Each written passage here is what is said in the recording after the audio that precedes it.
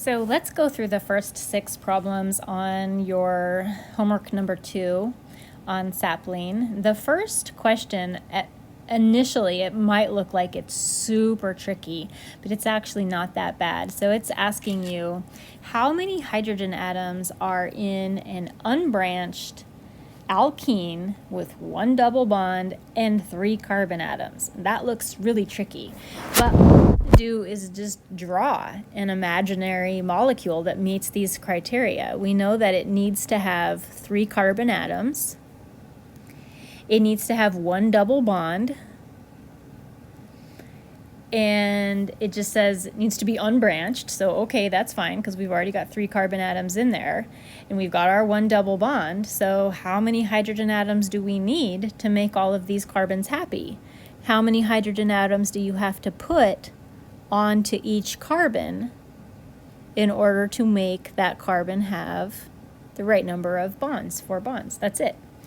So the second one says in a cycloalkene with 1 double bond and 3 carbon atoms. So 3 carbon atoms in a ring, 1 double bond, and you figure out how many hydrogen atoms you need to put onto each one of those carbon atoms to make it happy. I know you can do that.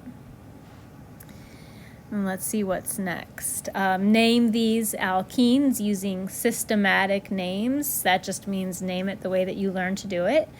Find the longest carbon chain that contains the double bond, number, start at the end, closest to the double bond, name the substituents. You've got that worksheet to help you with this and some notes to help you with this. None of these are cis or trans, so you don't have to worry about that at all. There's no cis or trans in this problem. Name the alkyne, same type of thing. Find the longest carbon chain that contains that triple bond. Start numbering at the end closest to the triple bond. Name the substituent. Change the ending of the name to "-ine". You can do it. Here's another, name the alkyne. Sometimes it kind of freaks people out to see the alkyne up at the top like that, but don't let that freak you out. We need to find the longest carbon chain that contains the triple bond. There's your longest carbon chain. Start numbering at the end, closest to the triple bond. Number all the way through. Name your substituent. Name the alkyne. Don't forget the location of the triple bond. Here's one where it's asking you to classify as cis or trans or neither. So here I want you to draw a nice line through the double bond. Draw a nice line through the double bond. Draw a nice line. I want you to look at the first carbon. Look for something on this carbon that is also on this carbon. Look for something on the first carbon that's also on the second carbon. Are those two things on the same side of the line? Are they on different sides of the line? Or can you not find something to compare? And this last one, this one is kind of tricky. Select the molecules that are cis-trans isomers. So let's start by just remembering the criteria for being cis-trans isomers. They have to have the same formula. So the same number of carbon atoms, same number of hydrogen atoms. They also have to have the same connectivity, meaning that all their atoms have to be in the same order. Like their condensed structures have to be the same. That's necessary for cis-trans isomers. So let's take a look at the first pair of molecules. These two right here, we're trying to decide if these two are cis-trans isomers. And so first thing that we're going to look at is, do they actually have the same formula? Let's just count carbons. 1, 2, 3, 4, 5, 6, 7. 1, 2, 3, 4, 5, 6. They don't have the same formula. They have different number of carbon atoms. No. If they don't have the same formula, they cannot be cis-trans isomers. That one was pretty easy. Let's look at the next one. Let's just start by checking the formula.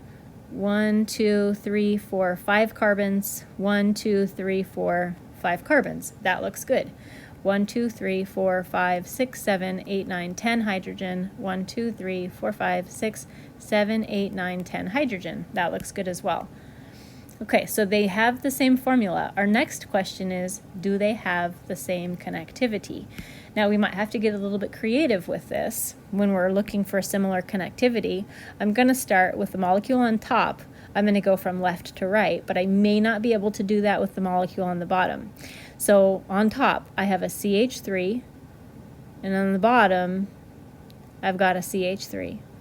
That is connected to a carbon that's part of a double bond. Connected to a carbon that's part of a double bond. Backing up, that carbon has a hydrogen on it. That carbon also has a hydrogen on it. Moving forward, on our double bond, we have a hydrogen, and continuing on, a CH2, CH3, CH2, CH3. So these molecules also have the same connectivity. That's looking good. They're meeting the criteria. Our last check is look at the line of the double bond.